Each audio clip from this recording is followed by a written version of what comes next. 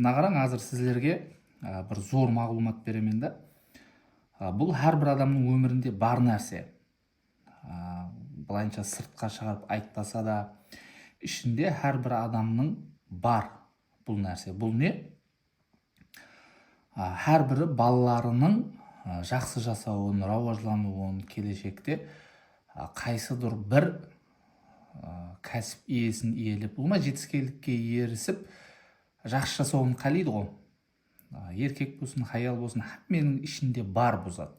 Бірақ оны сыртқа шығармайды, балаларынан қауетір алатынын сыртқа шығармайды. Базы біреулер шығарып айта алады, базы біреулер ішінде сақлап жүре береді. Балаларыңыздың жақсы жасауын, рауажлануын қалесеңіз, міне осы видеоны көрсеңіз болады. Оқытады, өзінің істеген қатесін балаларында көруді қалемейді. Сондай әркім енді өзінің білген ісінен, білген тәжірибесін қолдап жатырды. Біреулерден көргенін істейді, біреулерден естігенін істейді. Ол білгенін жақсы мәністе істейді ғой, енді баламыз жақсы жасасын деп. Бірақ көбісі надұрыс істеп жатырған болады да. Қазір мен бұны түсіндіріп беремін. Қараң, мысалы, мынау шынжыр деп алайық. Мынау шынжыр. Шынжыр қанша деп жалғанса, сонша ол ұзын болады. Дұрыс па? Қанша көп жалғанса ұзын болады. Енді қараймыз, ұсыларды сенің ата-бабаң деп алайық та. Ұсыларды сенің ата-бабаң деп алайық. Мысалы, сенің ата-бабаң, мысалы, мына ата-бабаңды алайық. Бұл пұл бойынша проблема болды да бұда. Қандай да бір проблема болды, психологик травма болды мына ата-бабаңда. Сөйтіп бұл өзі сол жерде қиналып, қатты қорыққанлығы үшін баласын қорғайды да ол. Сөйтіп тұр пұл бойынша ондай қылма, мынандай қылма деп өзінің білген тәжірибелерін айтып, өзінің қорқуларыменен өзінің баласын шекаралайды. Одан кейін және бұл да сол нені ата-анам дұрыс үйретті деп, папам дұрыс айтты, или анам дұрыс айтты деп өзінің перзентіне үйретеді. Бұл да кейін ата-анам соны үйретті, олар сөйтіп жасап келді, есіп болған жоқ, жақсы жасады. Енді бай болып жасамаса да жақсы жасады, құлдас өліп қалған жоқ, әйтеуір міне біздер бармыз деп. Бұл да кейінгі баласына үйретеді. Яғни бұны дұрыс деп есаплайды. Бұны дұрыс, 100% дұрыс деп есапланады бұл ұшында. Енді басқалар үшін ол дұрыс емес болуы мүмкін. Енді қараймыз. Мысалы, біреулер айтады, бай болмасам еплеп жақсы жасады. Дұрыс, жақсы жасадың, бірақ сіздер бір затты аңламай жатырсыз да, бұдан да жақсы жасаудың имканияты бар. Негізінде сіздерде бұдан да жақсы жасай аласыз. Мен сіздерге лишний өмірімде болған бір уақияны айтып берейін да. Яғни травма, блок деген затлар не зат екенін түсіндіріп беремін. Жалпақ қылып, әпуай қылып түсіндіріп беремін. Өзім өмірімнен, лишний өмірімнен түсіндіріп беремін. Қараң, мен кішкентайымда көп естетуғын едім да. Кішкентайымда папамның папасы, енді ол папамның папасы жоқ қой, азыр мысалы кішкентайымда естетінем, папамның папасы папама машина алма, лучше таксиде жүр, машина айдама, машина айдасаң үстің май болып жүреді. Мысалы, міне осы шынжырды өзімнің өмірімнен ақ түсіндіріп берейін. Міне мысалы, мынау алайық, менің атам деп алайық. Менің атам мынау. Бұл машина айдайды. Мысалы 1940 жылдар ма, 1950 жылдар ма, или 60 жылдар ма, сондай ғой. Енді деп есаплап көру керек та азыр енді. 60 жылдар деп алайық. Енді 1960 жылдардағы машиналары қандай екенін білесіз ғой, енді өздеріңіз көз алдыңызға келтіре берің. Мысалы алайық, сол машина айдайды, машина бұзылады. Сөйтіп машинаны оңлап үсті май болып жүретін болғанда, сөйтіп тұрып ашуы келген енді. Жақпаған шығарды, машин май болып жүре беруі мысалы. Бұзыла бергеннен кейін сөйтіп тұрып не қылады? Баласына айтады. Тек баласына емес, балаларына машина аман дейді. Май болып жүресіз ба деп папама айтады. Мысалы да, енді мен өзім куәсі емеспін, бірақ естіттім да сондай етіп айтылғанын.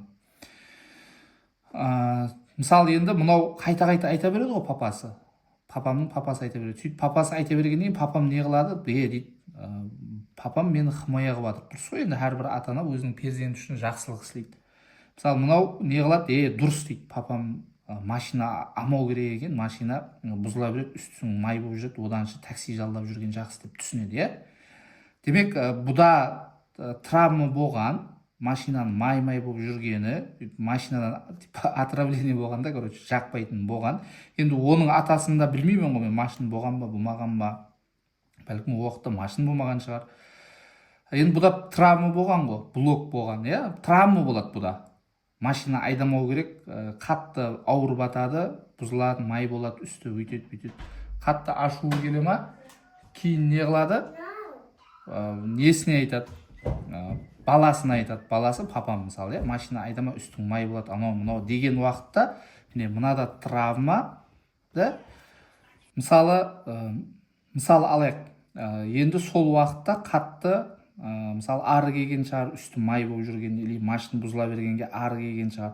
Сол уақытта не қылады? Мысалы атада травма болады. Машина болды, айдағысы келмейді, травма алады мысалы да. Енді өзі қатты қиналғаннан кейін, травма алғаннан кейін, яғни травмадан өйтіп қиналып не болды? Просто үсті май болған шығар, жолда машина бұзылып не қылып қалған шығар, таза киіммен жүріп машина шұқылауға мәжбүр болып қалған шығар. Олмас, ондай травма алған деп алайық. Сөйтіп тұрып ол не қылады? Папама блок қояды. Блок қояды папама. Айтады, сен дейді машина айдама дейді. Не қыласаң дейді, ама дейді, машина таксимен жүр, үстің май болып жүресің дейді. Да? Енді мысалы алайық 1960 жыллар деп алайық, или 70 жыллар деп алайық. Мысалы 80 жыл деп алайық, яқшы. Жақылап кетіппіз бері қарай. Сөйтіп не қылады? Бұл машина блок қояды. Да, өзіне машина алуға. Енді мен пайда боламын, иә? Мен айтамын, мен естіле аламын. Матиз деген машина ең шыққан уақытта, ала жағы уақытымда маған амай-ақ қой, не қыласаң, бұндай деп айтқан. Мысалы, мен деп алайын. Амай-ақ қой, не қыласаң, машина деген бұзылып болады, анау болады, мынау болады деп. Не қылды маған? Мені да мына занжырға, мына өзі үләп келатыр ғой. Мына занжырға мені үләді. Мына занжырға үләді мені. Мен де туыры деп білетінім. Дұрыс айтып жатыр папам деп ойлайтын. Мына блокты мағанам қоя жақта бұл. Сөйтіп мен амайман. Алу деген ниеттен қайтаман болуыма. Жағдай амай-ақ қой, бұзыла береді, анау мынау үстің май, типа наң несін айтады. Бірақ енді оны мені ойлап айтып жатыр ғой. Бірақ неге енді именно май болуды, ремонтлауды біз жабысып алуымыз керек? Енді міне осы жерде мен не қыламын? Мына занжырды үземен осы жерде. Мен осы жерде үземен занжырды. Яқ деймен, мен машин аламан деймен. Сөйтіп мен аламан машин. Енді қараң енді. Мен мына жерде айтуы мүмкін, мысалы, кімдер, сен папаң айтқан қылмадың, атанаңды сыйламадың, ондай бұндай. Бұл сыйламағанға жатпайды ғой бұл нәрсе. Мысалы, сен айтқанын қылмадың. Травма бұныкі, блок бұныкі, дұрыс па? Травма атамдікі, блок папамдікі. Мен неге өзіме тосық қоюым керек машина алу үшін? Мысалы, енді бұл жерде бұларды айыплап атқам жоқ. Енді бұлар психологиямен шұғыланып көрген жоқ қой, соның үшін түсінбейді. Мен түсінгенім үшін не қылдым мен? Мына занжырды үздім мен. Үздім емес. Кел алайық, былай қылып алайық. Мына занжыр темірден болса, атам өзінің баласына да занжырды темірден құрып береді. Занжыр деген бұл өмірін темірден құрып береді. Мағанам айтады, мысалы, папам, сен машина ама дейді, темірден. Мен не қыламын? Яқ деймен ба, мен папа занжырды деймен алтыннан құрайды, темірден емес, алтыннан құрайын деп айтамын мен. Мысал ретінде да міне. Мен не қылдым? Осы жерде занжырды өзгерттім мен. Шынжырды өзгерттім мен. Егер мен мына жерде шынжырды өзгертпегенімде, мен да машина амайман, менде да блок болады. Мен анық балама машина алдыртпайман. егер мынаң машина алмағанымда да мен анық балама машина алдыртпаймын. Қашан бұл да егер ирадасы күшлі болып, менің айтқанымды қылмай, өйтіп бүйтіп, мына зәнжірді, ол да шынжырды өзгертуі мүмкін, егер ирадасы күшлі болса. Егер мен кішкентайынан бастап оның ирадасын, сенімін, жаңа қайсарлықтарын сындырып, сен менің айтқанымды қылуың керек, ата-анаң айтқанын қылу керек, ондай қыл деп манипулировать етіп өзімнің қалегенімдей инсан қылсам, бұл точно машина алмайды. Бірақ мен оған өзің білгеніңді істеп аламын, мен жетіс алмаған затқа сен жетіс десем, бұл барып істейді сол затты, машина алады. Енді қазір көп ата-аналар, көп адамдар не қылады? Мен баламның пайдасын ойлап жатырмын, балама жақсы болсын деп жатырмын. Дұрыс, баласына ойлап жатыр, бірақ сенің қорқуларың, бұл сенің қорқуларың. Сенің өміріңдегі қорқулар, бұл сенің өміріңнің тәжірибеңде, сенің өміріңде жақсы емес уақиялар болды дегені сенде де сондай болады дегені, балаңда сондай болады дегені емес. Мына жерде зәнжірді өзгерту, шынжырды өзгерту саған байланысты. Мысалы, міне мен папам істемеген затты істедім ба? Міне, енді менің балам мысалы арқайын машина алады. Дұрыс па? Даже мен мысалы оған көп тосқылар қоймай, ертең мысалы мен оған білгенше жаса деп айтамын. Ол анық өмірін өзгертеді. Мен еще оған айтамын түсіндіріп, балаңа сондай тәрбие бер, сондай шекаралама, өмірде жетістікке келу. Ұлыма өзімнің поняткам бар ғой, енді беретін поняткалерім бар, соларды беремін. Ол да өзінің баласына, мысалы міне, мына қара, нелер сәл-пәл жіңішкелеу қылдым ғой, міне бекемлеу болды, менікі мысалы. Мен қайткенде де не қылдым? Үстімде істедім, рауажландым. Енді менің балам одан да күштілеу болады. Дұрыс па? Менен де күштілеу болады. Себебі мен оған тосық қоймаймын да, оны блокламаймын, керісінше оны ашық қыламын. Ашық қыламын әрбір нәрсеге. Ол не қылады? Өзінің баласын одан да күшейтеді.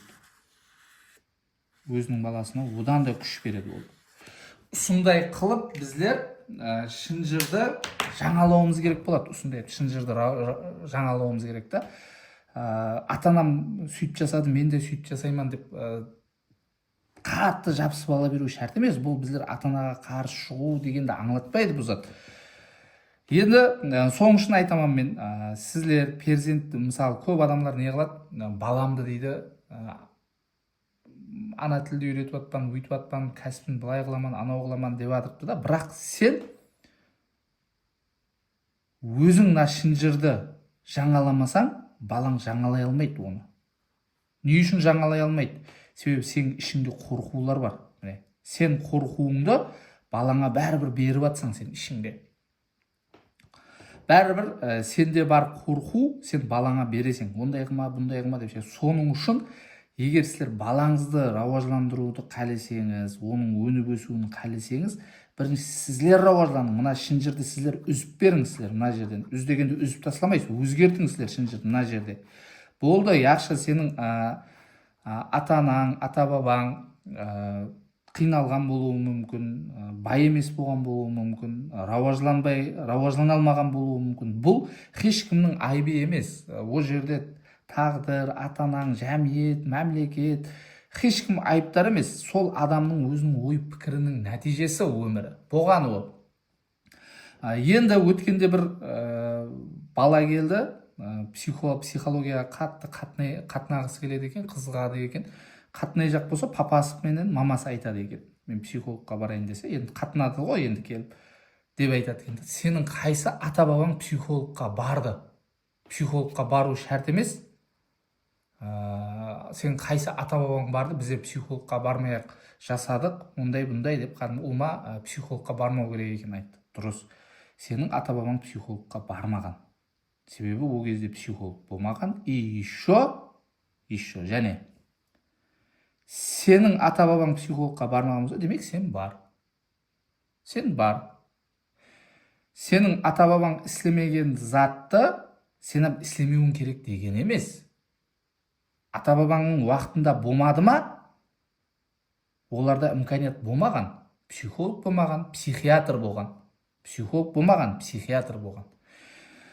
Психиатр азырам бар ғой енді. Сенің мысалы айтады ата бабаң дейді, қайсы ата бабаң психологқа барған? Ата бабамыз осыдан рауажланған. Ата бабамыз осыдан рауажланған. Майлы, осы күнге шейін келген шығар. Бірақ енді біздер бұрынғы неде отыра беруіміз керек емес қой. Ата бабамыз істемеген, мен де істемеймін деп. Ата бабаң мысалы машинсыз жүрген, мысалы тарихта мысалы ал атпен жүрген, бүгін атпен жүрмейміз ғой біздер. Дұрыс па? Қайсы ата бабаң машинамен жүрген ал? Онда сен жүрме машинамен, түсіп кет машинадан, пияда жүр. Ат арбаменен, атпен, ешекпен жүрген, онда бүгін машинаға мінбе сен. Қайсы ата бабаң машинамен жүрген? Атпен жүр, ешекпен жүр. Сен қайсы ата бабаң телефон ұстаған? Онда сен телефон ұстама, смартфон ұстама. Дұрыс, енді анандай телефон, домашний телефон болды, яқшы. Сотовый телефон ұстама онда сен. Ата бабаң ұстамаған телефон. Ата бабаң мысалы интернетке кірмеген, сен де кірме. Ата бабаң инстаграмға кірмеген, кірме онда сен де, ата бабаң кірме. Не қылады? Басқа затларды үндемейді да, именно психологқа келген кезде қайсы ата бабаң барған дейді. Қайсы ата бабаң врачқа барған ал? Ата бабаң ол кезде врачам болмаған ал, мысалы, медицина болмаған, мысалы. Енді кімдердір айтуы мүмкін, Ибн Сина, анау мынау. Дұрыс. Бүгінгі медицинаны айтып отпын. Ол бұрынғы табиблерді айтып отқам жоқ, бүгінгі медицинаны айтып отпын. Мысалы, қайсы ата бабаң психологқа барған дейді. О, бармаған болса сен бар. Енді ата бабамыз ислемет деп отыра бермейміз ғой біздер, дұрыс па? Жаңағыдай ата бабаң мысалы отын жаққан, мысалы бұрын тарихта, мысалы мен бүгін отын жағып отырмайсың ғой, котел жағасаң, газ жағасаң, электрдан пайдаланбаған ата бабамыз деп жаңағы шам, шыра жағып отыра бермейсің ғой. Яғни сондай қылып сіздер сіздер точно сондай қылып жалғап кетуің шарт емес. Жалап кете берсең болады ғой лишний өзің өмірің, бірақ налымай балаңнан көп зат талап қылмауың керек. Егер сен мына шынжырды жалғасаң, балаңнан көп зат талап қылма. Не үшін? Себебі сен өзің өзгерте алмаған шынжырды балаңнан өзгертуді талап қылма. Бұл жерде тек еркек адам хақында кетіп отырған жоқ. Хаял адамлардың шынжыры болады. Міне мамасы, мамасының мамасы, оның мамасы. Мысалы, егер мына жерде алатын болсаң, сен мына жерде хаял адам тыңдап отырсың, мынау сенің қызың, мынау қызыңның қызы. Осындай қылып тек еркек адам емес, хаял адамға да жалғасаң болады. Хаял адам көз алдыңа келтірсең болады да. Соның үшін сіздер өміріңізді мына шынжырды өзгертпесеңіз пайдасы жоқ. Сен өзгертесің, сен яқ мен баламдікін өзгертемін десең, қателесесің, ондай болмайды. Оның үшін балаң көп қиналады, сен де көп қиналасың. Яғни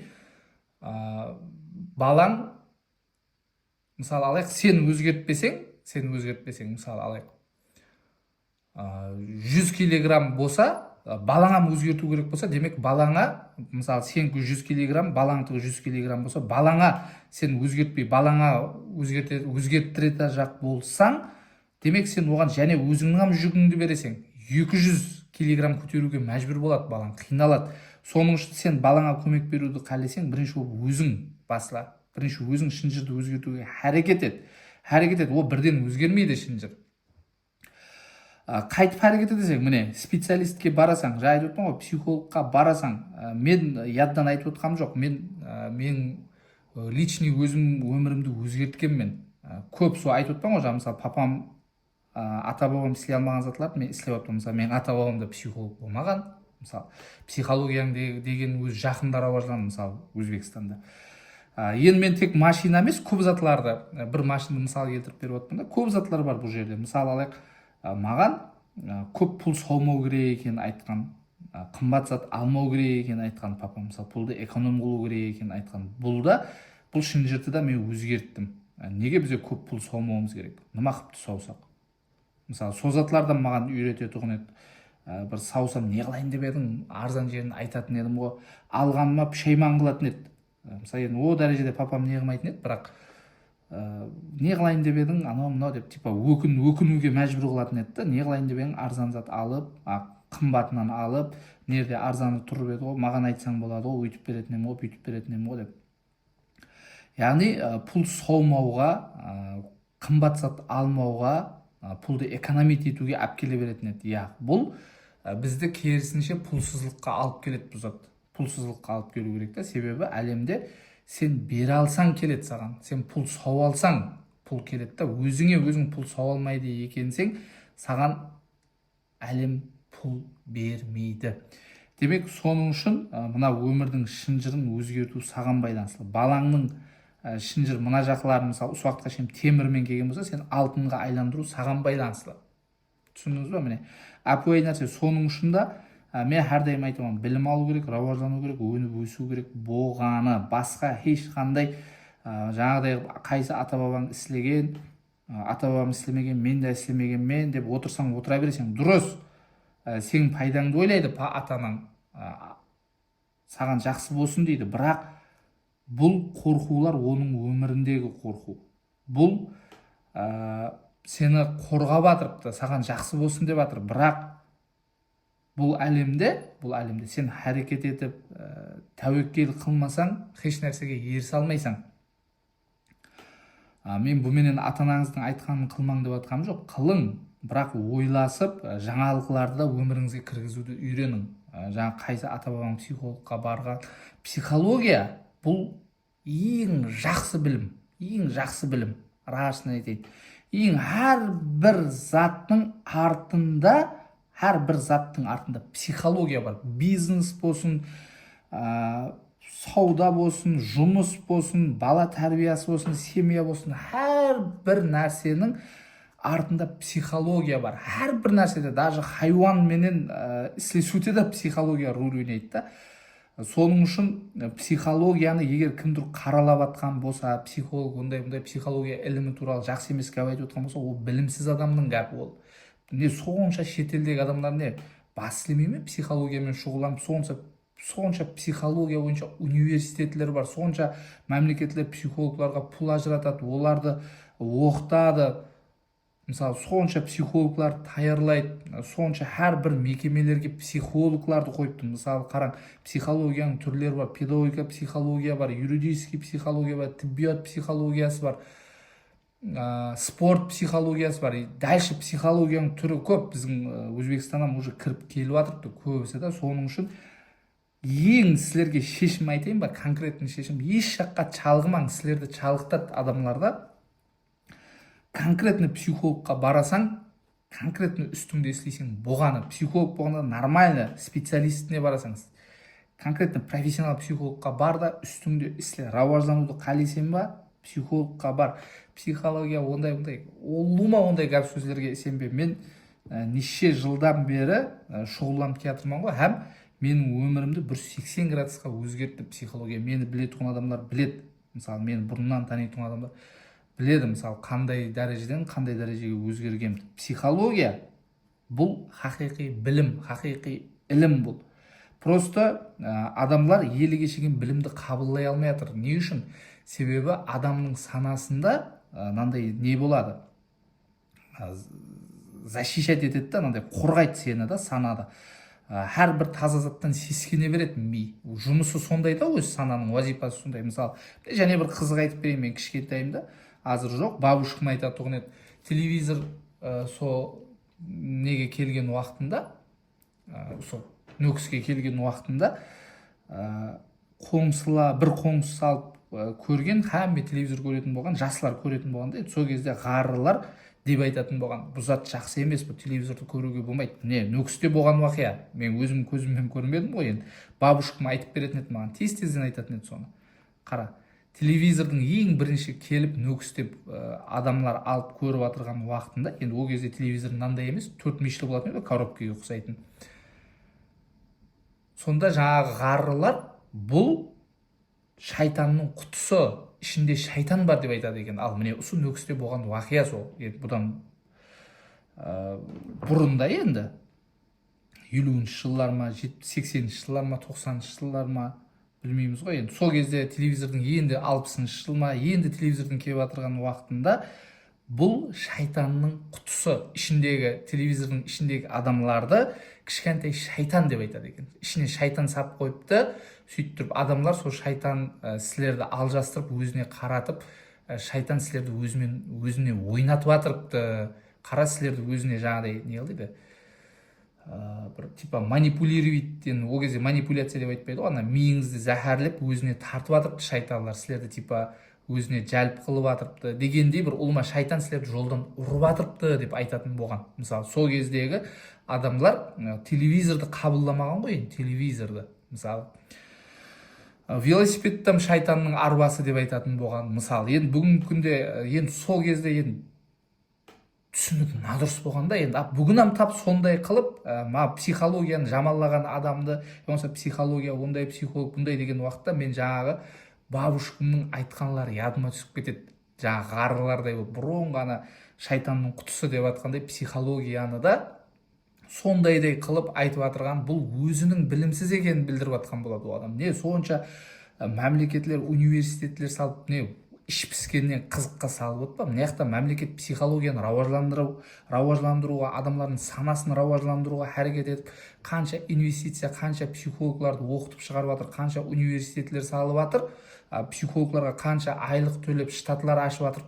Мына жақта адамлар отырып алып, психолог ондай, психолог бұндай деп керісінше рауажлануға типа қарсыдай затларды істейді. Соның үшін психология хақында бүгіннен бастап пікіріңізді туырлаңыз. Сенің рауажлануыңа психология жәрдем береді, 100% жәрдем береді.